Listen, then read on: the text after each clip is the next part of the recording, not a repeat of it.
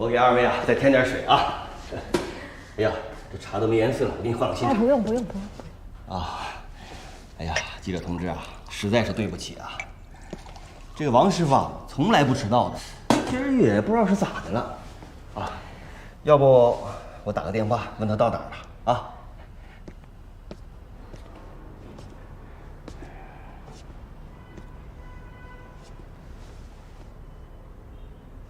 喂，你到哪儿了？怎么回事啊？人家记者都等了快1个小时了，等不耐烦了。哎呀，我说老王，有什么事你走不开呀？再说我昨天不是让人通知你了吗？我跟你说，老王，这个是关乎你个人和公司的一个大事儿。你，喂，哎。这样，记者同志啊，听我的，咱们先把机器架上。我先说2句。您说你二位都等了这么久了，回去也不好交差，是不是？我替他说。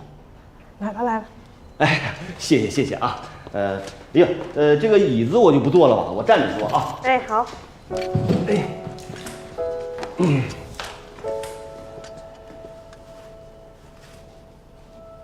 说到拾金不昧呢。我记得王师傅这拾金不昧的事儿干的可不是1回2回了。这一次啊，是他发现有乘客把手包落车上了，他想都没想就把包留下了。等到这个失主来认领失物的时候啊，我们都没想到里边是整整的3万块钱现金呢。他这个人平时啊就任劳任怨，可以说是一心一意的把这心思啊全放在工作上了。哎，杨总，我们拍个照。可以了。哎，您把这锦旗啊往这旁边挪一下，我回头把王师傅批上去。哦，对啊，这是个好主意啊。哎，来看过来啊。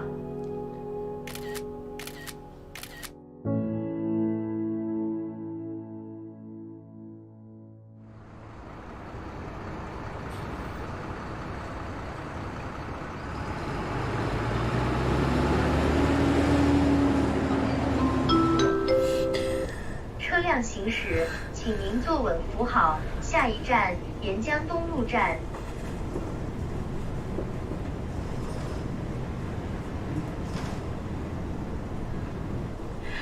对不起，我刚……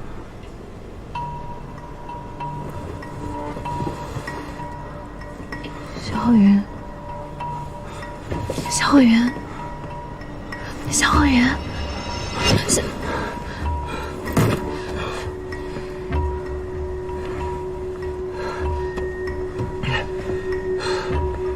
你没事吧？你怎么这几次待机状态那么……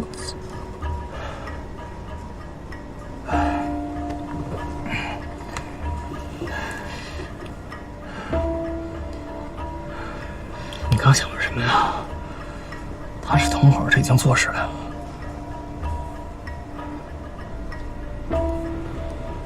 对不起，我刚确实是冲动，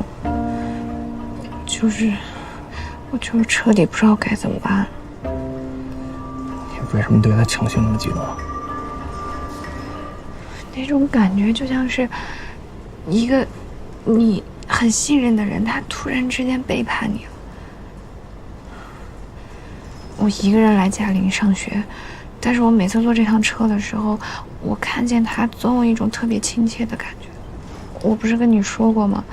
我每次坐45度的时候都能看见他。我认识他得有2年多。2年时间，这只能说明他已经蓄谋已久了。可是他真的不像是坏人啊，他以前还帮过我。你不能因为别人的一个善举就确定他是好人吧？可是我之前就是这样才相信你的。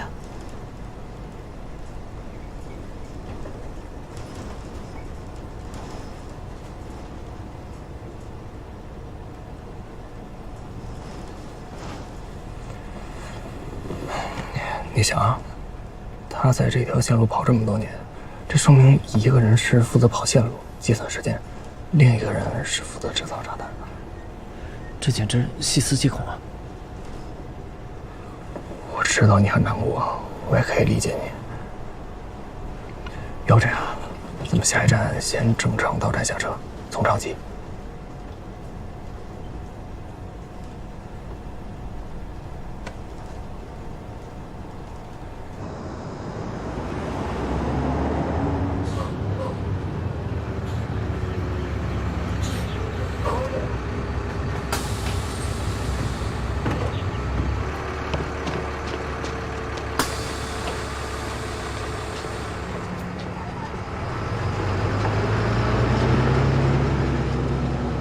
其实现在这么一想，之前有几次行动受阻都是因为司机，只不过是当时没有怀疑他。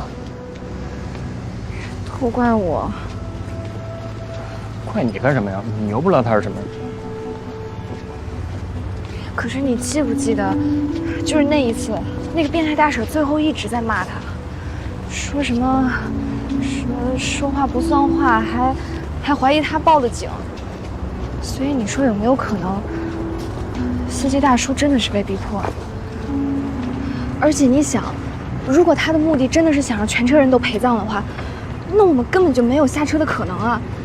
可是我们明明有2次是在中途强行下车的，是停车和开门的选择权都是在司机手里。公交车司机在上岗之前，都会经过应对突发状况的培训。像遇到色狼这种突发状况，一般会采用打电话报警、紧闭车门，在下一站移交民警的处理方法。他怎么会临时停车，直接让你下车呢？按照常理，司机不应该在那样的情况下把我放下去，可他就是开门了，这说明他是有意想让我下车，那他肯定是想要救我呀。如果他真的是良心为你，存心救人，就不应该让那女人上车。是，他可能是对你动过恻隐之心，放你下救我2次，但最后爆炸还是发生了呀。我就是觉得，不管他有任何苦衷，都不能用这种方式去解决吧。是，站在你角度，你可能觉得他是好人，那其他乘客呢？你要是其他人的亲人、朋友，你会怎么想？你会在意他的苦衷吗？师强，咱们是要阻止爆炸，不是帮他找借口开脱。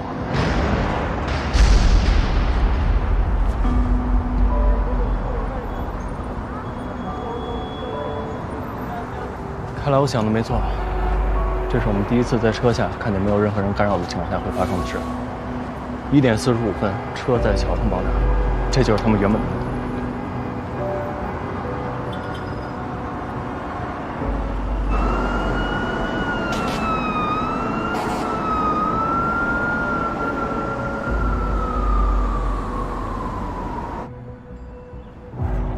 哎，你们刚才说哪个学校的？嘉林师范。我有学生证的。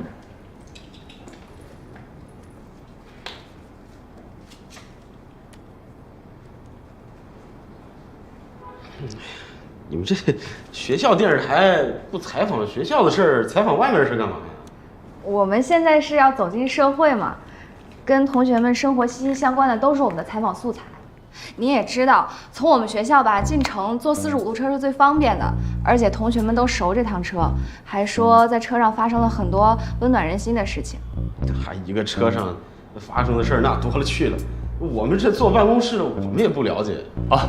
是这样，上一次我们做了一个校内问卷，就发现您这儿有一位叫王兴德的师傅，做了很多好人好事，非常适合在我们这次节目专栏里面树立为典型。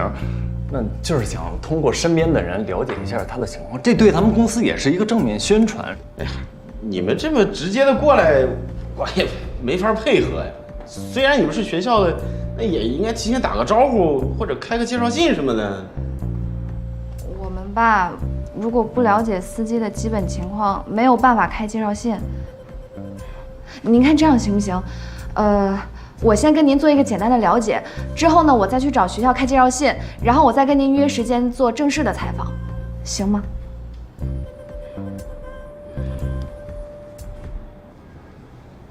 哎呀，大叔，拜托您了。别，你别叫大叔，我还没那么大。大哥，拜托。我不是难为你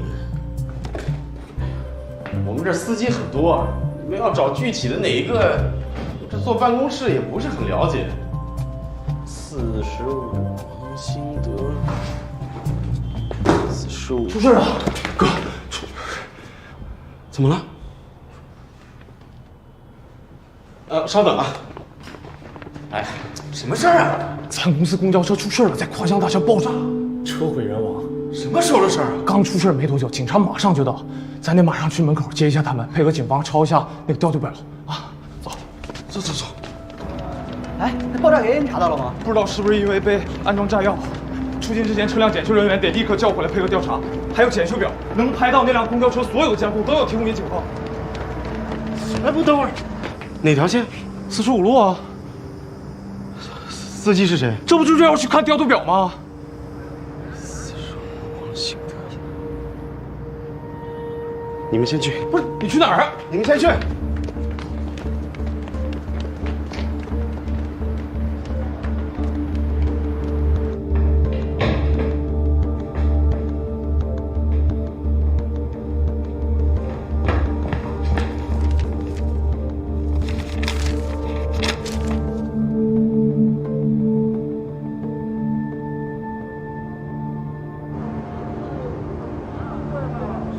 这个王兴德不是本地人，原来也不是开公交的，是开货车的。这个他之前有一次循环里说过，但是没有撒谎。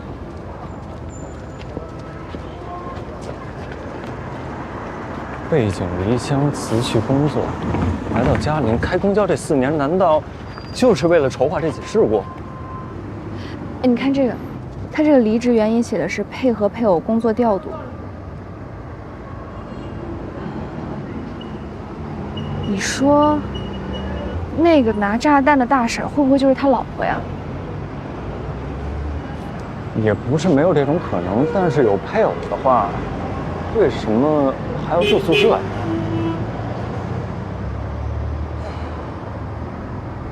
好不容易才拿到这些，可是这上面的信息太有限了，光是凭这些，我们根本没办法下定论。他宿舍应该会有更多的线索，说不定会有照片、合影什么的，去看一眼，搜一下。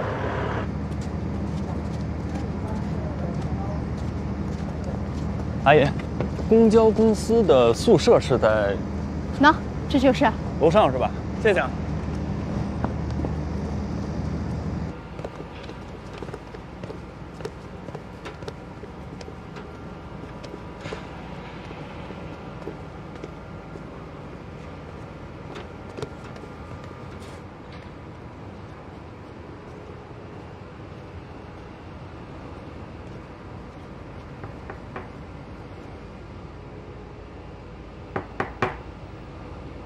有动静吗？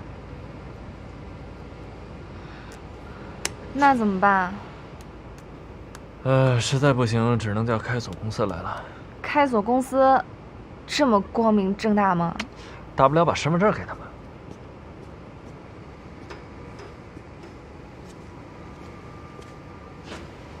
哎，您好，我那个钥匙丢了，能不能麻烦您帮我开下锁啊？对，就是嘉陵公交这个宿舍楼3楼。对，303。身份证我，不好意思啊，不用了。您住这儿啊？啊，您就是我叔室友是吧？谁是你叔？王兴德，他让我来拿东西，我把钥匙丢了。对。啊，你进来吧。啊。钥匙丢了，要不要跟他说一声？我给他打电话打不通，都叫开锁的来了，幸亏您回了。话打不通？啊。哦，真是他的班儿。行，进来吧。进来吧。他让你们拿什么呀？户口本。对，家里面有事。哎，那个是他房间。对着呢，对。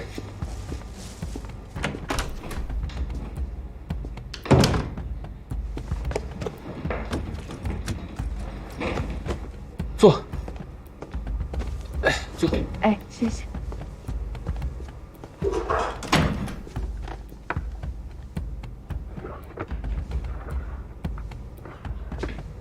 你是他女朋友吧？挺好，挺般配的。您跟王叔一起住多久了？哎呀，2年多了。从我进公司就跟他住一起，老熟人了。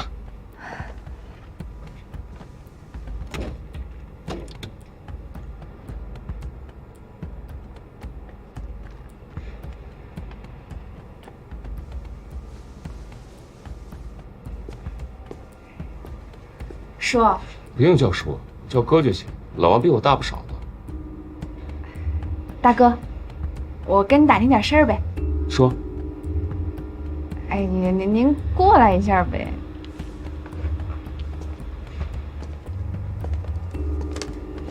说。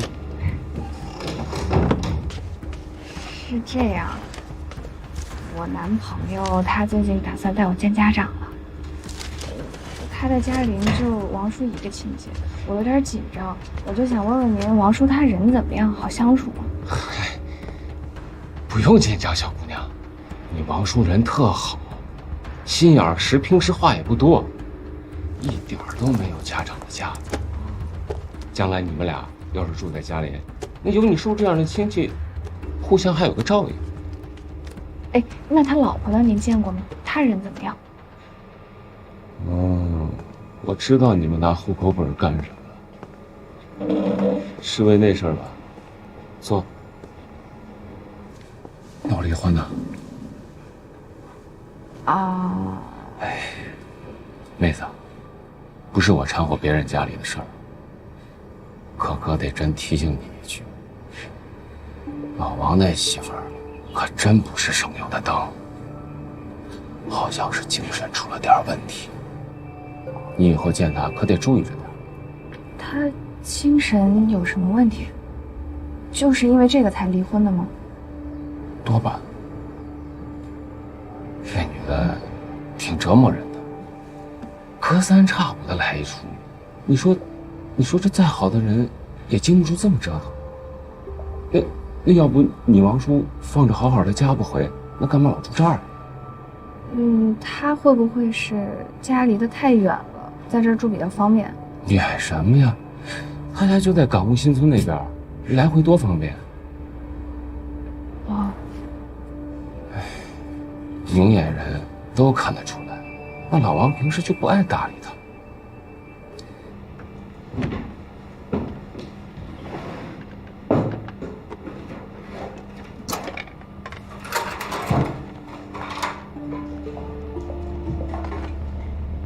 你说这日子都过成这样了，那该离就离了呗。可那女的隔三差五的打电话轰炸，搁谁受得了？是，就知道这婚迟早得离。可是我听我男朋友说啊，说他婶儿人还挺好的，挺和善的，说他们夫妻关系也挺好的。和善？和善个屁！听他哄你呢。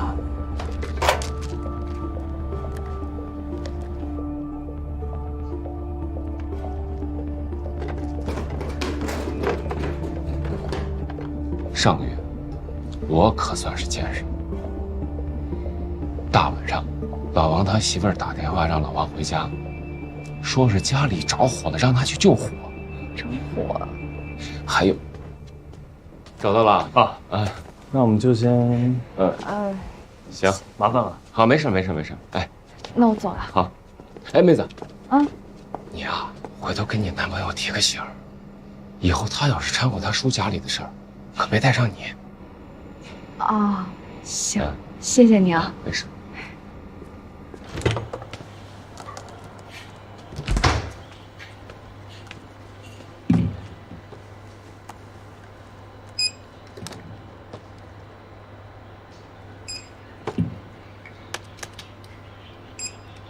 谢谢。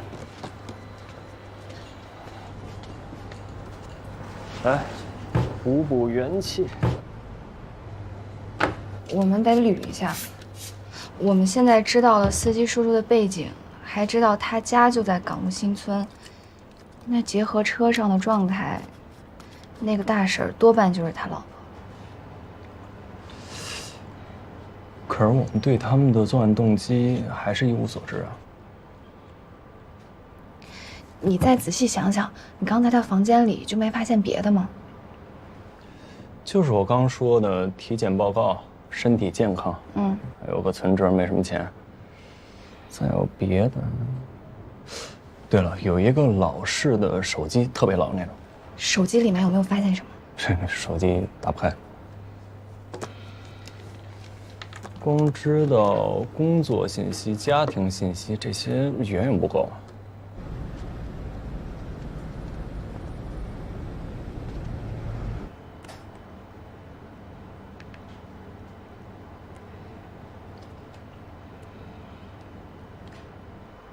哎，对了，你刚下车之后还没说完，1点45分这个时间点是怎么推断出来的？啊，一共有3次数据支撑。第一次呢，就是咱们正常到站下车，咱们俩发生争执，你去了公安局，我在外面看到警方发布的新闻，爆炸时间为1点45分。那第2次就是我们要卸锅跳窗，那一次我是听见了铃声，瞟了一眼时间是1点45分。第3次就是这次，基本可以确认。那这么说，司机叔叔那会儿确实一直在念叨着时间到了。可是为什么是1点45分啊？你说，他们会不会是被人指使的？恐怖袭击？可是恐怖袭击的话，也得需要原因吧？那这样的话，咱们还得查他们的联系人。我们不是警察，这可查不到。对啊，我们查不到的，警察可以查得到啊。我想一下啊，这一次没有任何人干扰，车是在桥上爆炸的，那警方需要排除各种可能，这需要大量时间，根本来不及啊。但如果我们去公安局，把这个目标锁定在他们2个人身上，这就可以缩短大量的时间，快速破案。没错，我现在打电话。哎，等一下，你先想一下怎么去应对警方啊？该说什么？不能再无功而返了。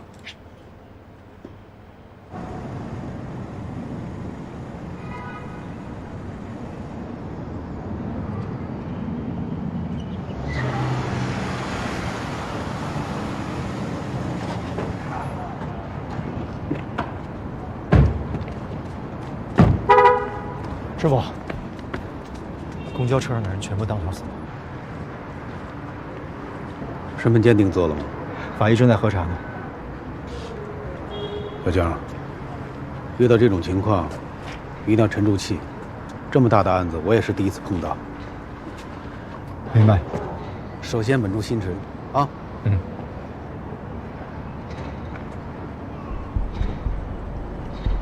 你好。你好。你叫肖鹤云？对。你好，电话是你打的，你叫？哦，我是李世奇。啊，我正在等你们。我是市局刑侦支队的副队长张成，这是我的同事小江。啊，你好。你好。好，请这边。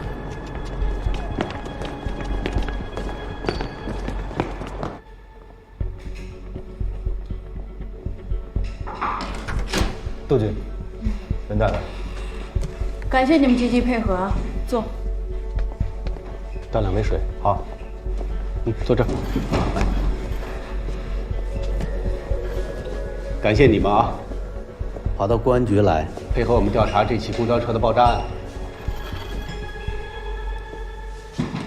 希望你们2个能仔细回忆起在公交车上看到的、听到的所有的一切，事无巨细，越详细越好。谢谢。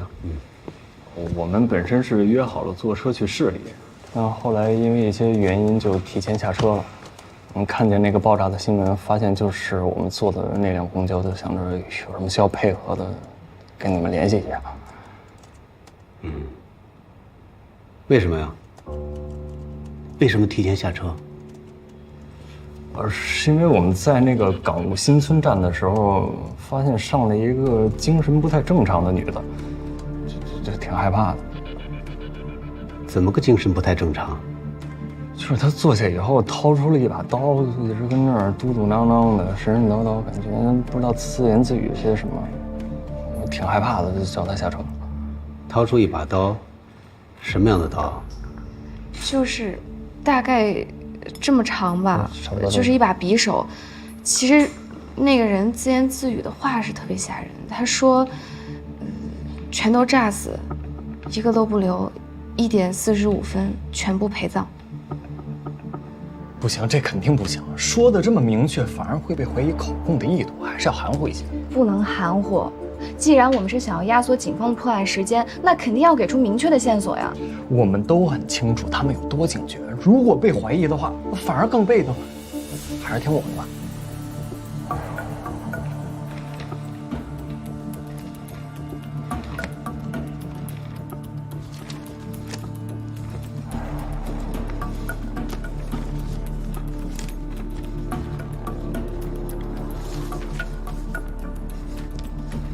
这么明确的自言自语，只有你们听到了。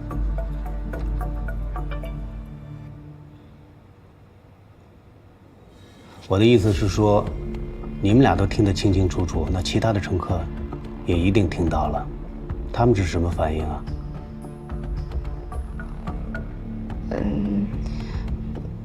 我不知道他们有没有听见，但是他们确实没有什么反应。就是那个车的噪声特别大，我们是离得最近的，再加上我们一直关注那个刀，可能真的就我们听见了吧？哦，对。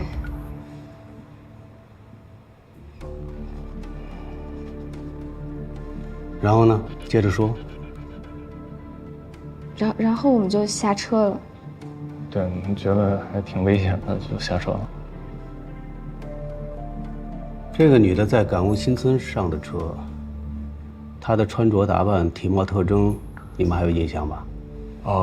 她穿了一身灰色的套装，然后很瘦，还带着一个红色的塑料袋，里面装了一个好像是高压锅。是她吗？对对对，就是她。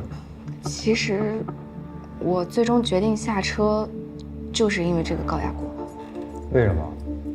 那高压锅怎么了？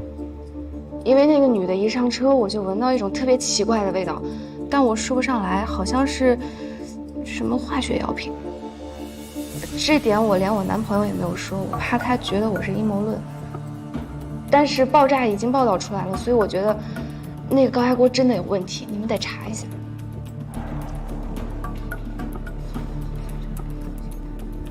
好。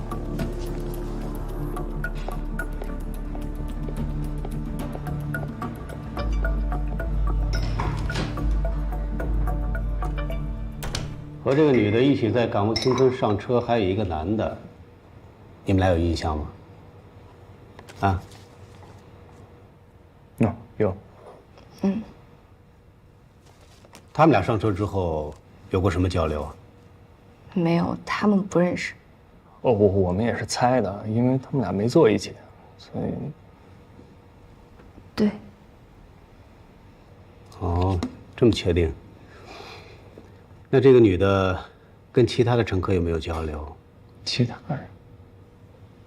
您是怀疑这车上有他的仇人啊？还是？仇人是一种可能，共犯是另一种可能，我们都需要去甄别。这么说，我好像记得他上车的时候跟司机说了话，对吧？哦，对，就说的那个话还挺奇怪的，说要同归于尽。哦，我想起来了，他好像叫那个人叫什么王什么德，王兴德。对，好像是王兴德。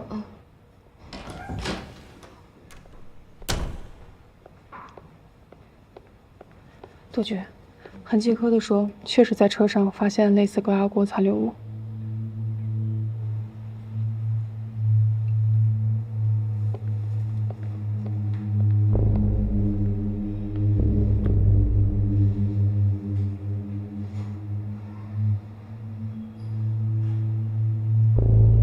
你有没有想过，如果我们只是模棱两可的提供线索，那警察之后会怎么安排我们？什么意思？就是说，我们现在已经拿不到任何的信息了。如果我们只是作为目击者的话，那警察肯定不会跟我们透露办案进程吧？而且我们现在也没有办法确定他们什么时候会公布案情。万一我们熬不到真相大白的那一刻，等进入下一次循环的时候，一切洗牌重新开始，我们不就又原地打转了吗？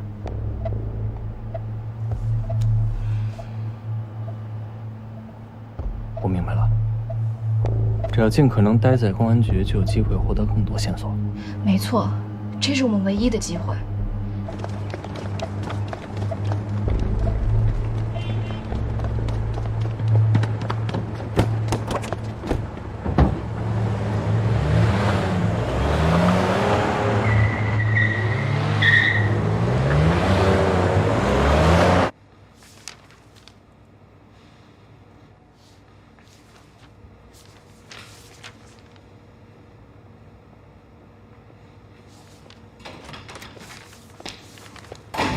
张队，刚刚的问话记录，他俩还继续留在队里啊？他们俩是不是有什么问题？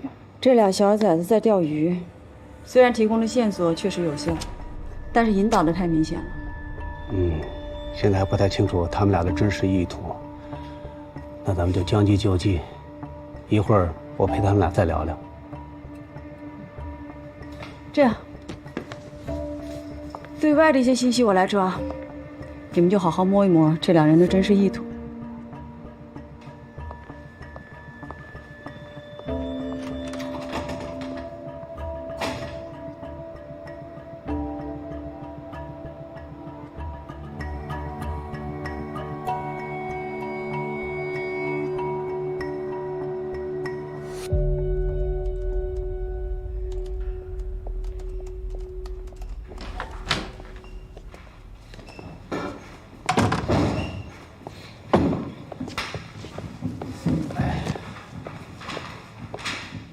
这是45路公交车的分布图，能不能凭你的记忆，把乘客坐的位置给我标注出来？应该可以。谢谢。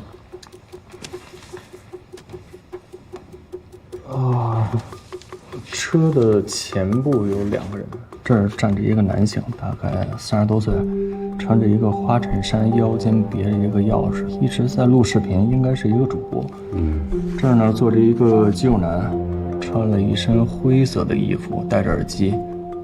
这儿呢坐了一个大爷，大爷脚下有一个蛇皮袋，绿色的，里面装的好像是西瓜。他的后面坐着一个阿姨，短的发略微的有点发福，带着一个黄色的编织袋，装的好像是药。隔了一个座位，这儿坐了一个大叔，大叔有一点点谢顶，脚下放了一个很大的行李箱。我们俩坐这儿，我们下车的时候上了一个男性，穿了一身黑色的衣服，然后这儿坐的就是那个灰色套装的，应该是嫌疑人吧，脚下放着那个红色的袋子。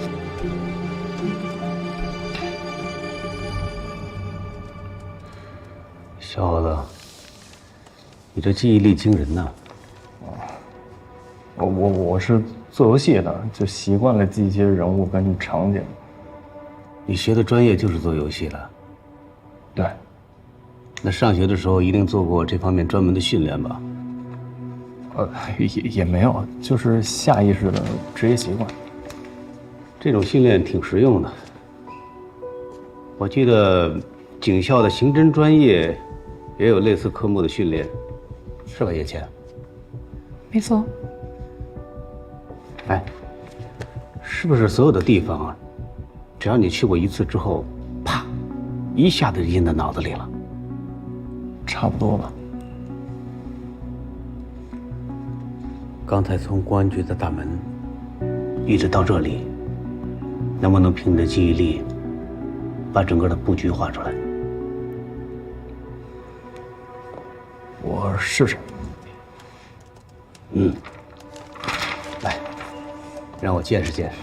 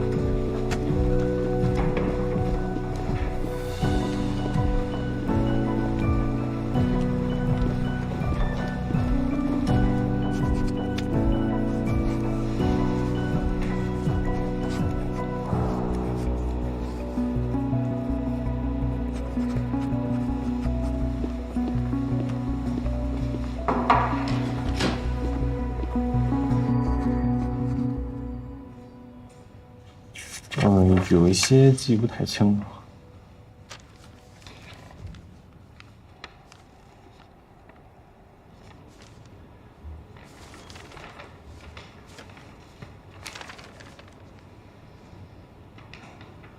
哎，小伙子，这是目前我们采集到的，我们认为在爆炸前，可能在公交车上所有乘客的照片。非常可惜，都很模糊，而且不是背面就是侧面。能不能你凭着你的记忆力，帮我们辨认一下？好。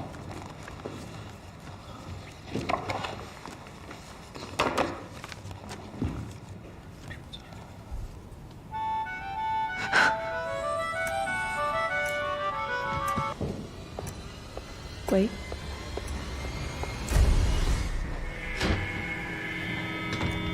你怎么了？他应该是看到这些遇难者的照片受刺激了。刚才他就一直特别自责，觉得自己明明发现了异常，却什么都没做。要不要先到会客室休息一下？那儿有沙发，过一会儿再问。我没事。啊，那没事，我自己看。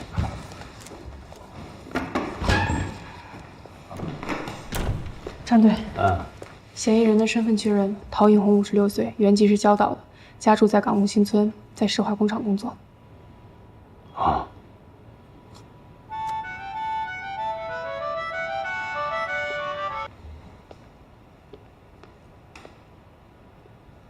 好，我明白了。战队，陶映红和王兴德是夫妻关系。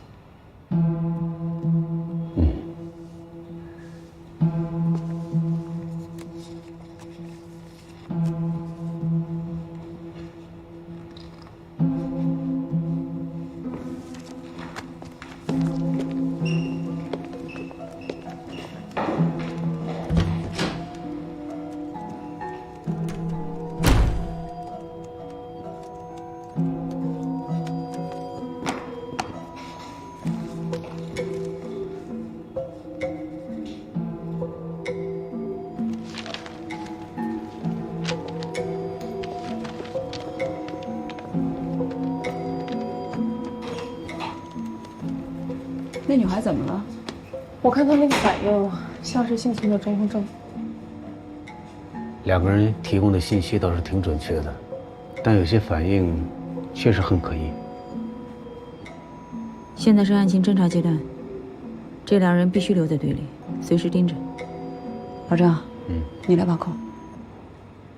哎，江峰那边什么情况？夫妻共犯的情报我已经同步给他了，现在着重在查的就是爆炸物来源。杜绝查到了，王兴德来嘉陵之前一直都是礁岛市2期厂运输班班长，重型车辆驾驶经验丰富，而且没有任何的事故记录，还一直都是老总模范。陶映红在嘉陵化工厂的质检部门上班，在入职化工厂之前，他是礁岛市一中的一个化学老师，有着非常丰富的理论和实践经验，并且还出过教材。公司的人说，王兴德入职后曾经多次申请驾驶45路公交车，申请成功之后又多次拒绝了公司所有的调动安排，甚至拒绝晋升管理层。铁了心了，就是要在45路干到退休。陶映红到嘉陵化工厂之后，通过了专业的化工产品培训和考试，被安排到了质检部门。在质检部门，他主要负责化工产品还有原材料的取样、质检分析和次品处理。在上班期间，他年年都是劳动标兵。听他同事跟我反映说，他每天都主动要求加班，经常都是最后一个走。王兴德平时就住在公交公司的员工宿舍里，离我这不远，已经叫小人带员赶过去了。陶映红所在的这个质检部门可以直接接触到化工产品和原材料，而化工厂在处理次品的方式跟其他的行业又不太一样，不可以直接进行销毁。在这个过程当中，材料有任何的损耗是非常正常的事情。所以我怀疑陶映红很有可能借由职务之便获取制造爆炸物的原材料。好，我知道了。陶映红有学科背景和技术，也有获得原材料的途径，非常有可能自制炸弹。一个摸路线，一个做炸弹，这么看来，陶映红夫妇很有可能是有计划、有预谋的策划犯罪。叶子，把现在查到的信息全部同步出去。明白。还有，通知焦岛市公安局，申请协查通报，通个气儿，也让他们尽快的去安排走访，了解陶映红和王兴德过去的工作生活情况。明白。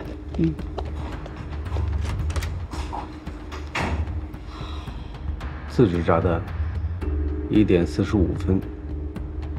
为什么会选择这个时间呢？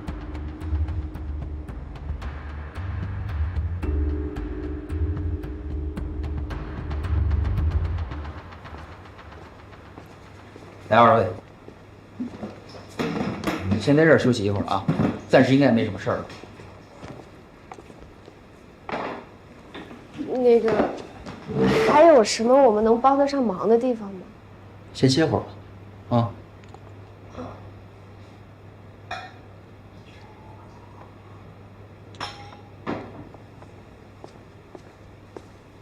谢谢。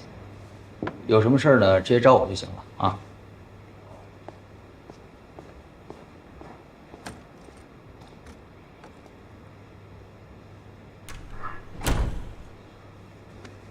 我刚才听到那个铃声，我真的没控制住，我条件反射就觉得要爆炸了。